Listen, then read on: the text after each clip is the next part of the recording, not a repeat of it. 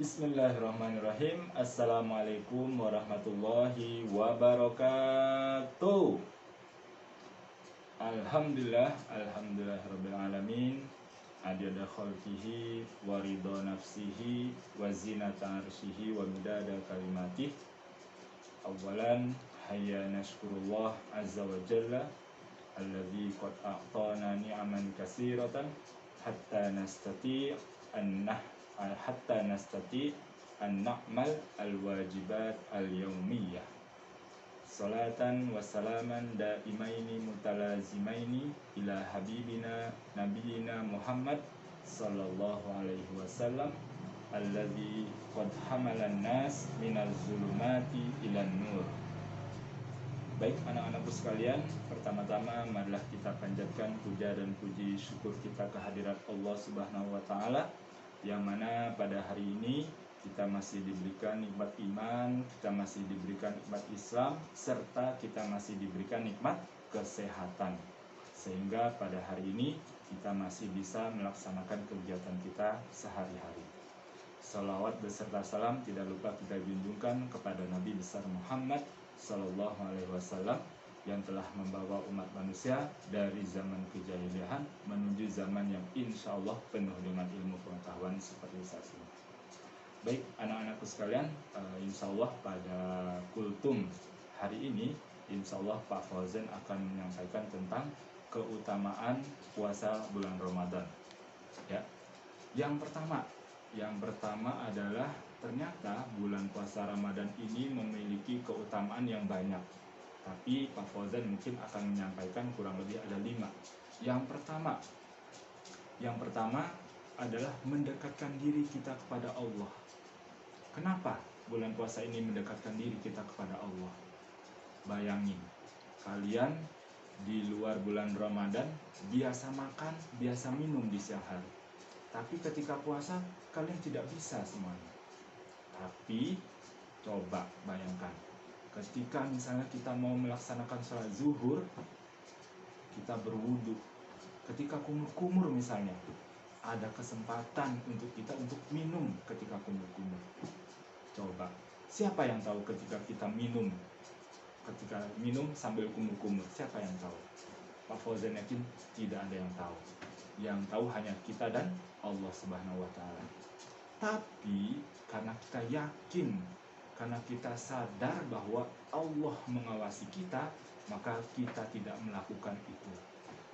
Berarti secara tidak langsung itu sudah menyatakan, itu sudah menggambarkan bahwa kita sedang dekat dengan Allah Subhanahu wa taala. Yang kedua adalah mengajarkan pengorbanan. Ketika kita misalnya ingin kesuksesan, maka harus ada pengorbanan yang kita lakukan. Kalau kita mau sukses di akhirat, maka harus ada pengorbanan yang kita lakukan di dunia. Salah satunya adalah dengan berpuasa. Ketika yang lainnya mungkin selain orang Islam bisa makan dan minum, tapi kita diajarkan untuk berpuasa. Kita bersusah payah untuk tidak makan dan minum, karena itulah tanda bukti cinta kita kepada Allah, bukti kita taat kepada Allah. Makanya kita butuh pengorbanan untuk sukses di akhirat. Yang ketiga adalah melembutkan hati. Nah, kita sebagai manusia, ketika kita merasa kenyang yang berlebihan, mungkin kita rasakan terkadang di luar bulan Ramadan. Tapi ternyata ketika kita kenyang berlebihan, itu mendorong kepada hawa atau nafsu yang besar, kemudian emosi yang kasar. Berbeda dengan ketika kita puasa, kita akan merasa lemas, lapar. Secara tidak langsung kita merasa bahwa diri kita ini lemah. Ketika kita lemah, kita bisa berpikir dengan jernih. Maka secara tidak langsung ketika kita berpuasa, kita sadar bahwa diri kita lemah. Dan yang paling penting, ketika kita sudah sadar itu, kita tidak akan bersikap angkuh atau sombong terhadap sesama kita. Yang keempat adalah menumbuhkan empati. Bagaimana puasa ini bisa menumbuhkan empati? Karena ketika kita berpuasa, kita sedang merasakan bagaimana penderitaan orang fakir dan miskin. Mungkin kita tidak makan atau tidak minum ketika bulan puasa, tapi ada sebagian saudara kita hampir mungkin setiap hari, bahkan sepanjang tahun mungkin dia kesulitan untuk bisa makan sehari-hari. Maka secara tidak langsung kita bisa menyadari, kita bisa merasakan kesulitan orang fakir miskin, sehingga itu akan menumbuhkan empati kita, menumbuhkan rasa kasih sayang kita kepada Allah, rasa sayang kita kepada sesama manusia. Irhamu man fil ardi yarhamukum man fis samai. Sayangilah yang ada di bumi, niscaya yang di langit akan menyayangimu.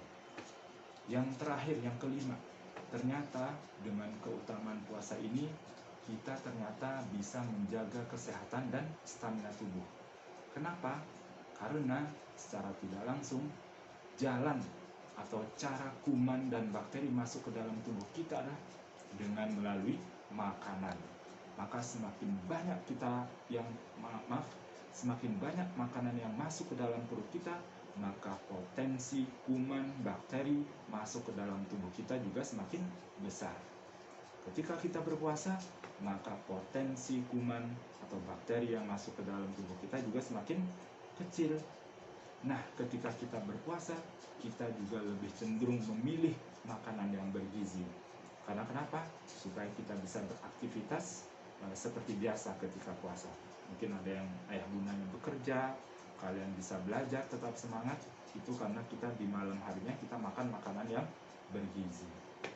Dan yang paling penting, ternyata usus yang ada di perut kita itu sebenarnya ketika puasa dia sedang beristirahat atau mengembalikan sel-sel yang tidak rusak atau sel-sel yang rusak itu bisa diperbaharui atau diperbaiki. Itu ya, kurang lebih ada 5 yang tadi Pak Fauzan sampaikan keutamaan bulan puasa. Yang pertama adalah Yang pertama adalah mendekatkan diri kita kepada Allah. Kemudian yang kedua, mengajarkan pengorbanan. Yang ketiga, melembutkan hati. Yang keempat, menumbuhkan empati. Dan yang kelima adalah menjaga kesehatan dan stamina tubuh. Mudah-mudahan apa yang Pak Fauzan sampaikan bisa dipahami, sehingga kita ketika sudah paham, kita bisa melaksanakan bulan puasa Ramadan ini dengan penuh keyakinan. Ketika kita yakin, insya Allah janji Allah tidak akan pernah janji Allah insya Allah pasti ditepati. Apa janjinya?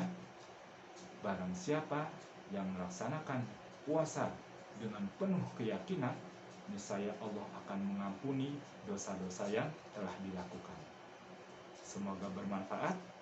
Dan yang paling penting, mungkin ada satu pesan untuk Pak Fauzan sendiri atau untuk kalian semuanya.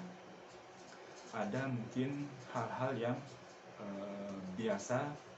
kebiasaan yang kita lakukan di bulan Ramadan. Di awal-awal mungkin masih sering kita sahur, tapi mungkin di akhir-akhir mungkin kita sudah agak jarang atau sering kelewat. Tapi sebenarnya itu adalah sebuah barokah. Karena kenapa? Ada sebuah hadis yang berbunyi, tasahharu fa inna fis sahur barokatun. Bersahurlah kalian, maka sesungguhnya di dalam sahur itu terdapat barokah. Jangan sampai kita meninggalkan barokah di dalam puasa di akhir-akhir bulan puasa, karena ini adalah mungkin kebiasaan kita yang kita lakukan. Tapi di sini Pak Fauzan mengingatkan untuk Pak Fauzan sendiri ataupun anak-anakku sekalian. Ya, semoga apa yang Pak Fauzan sampaikan bermanfaat, dan mudah-mudahan juga bisa kita melaksanakan bulan puasa ini dengan penuh semangat dan penuh keyakinan. Kurang lebihnya Pak Fauzan mohon maaf. Assalamualaikum warahmatullahi wabarakatuh.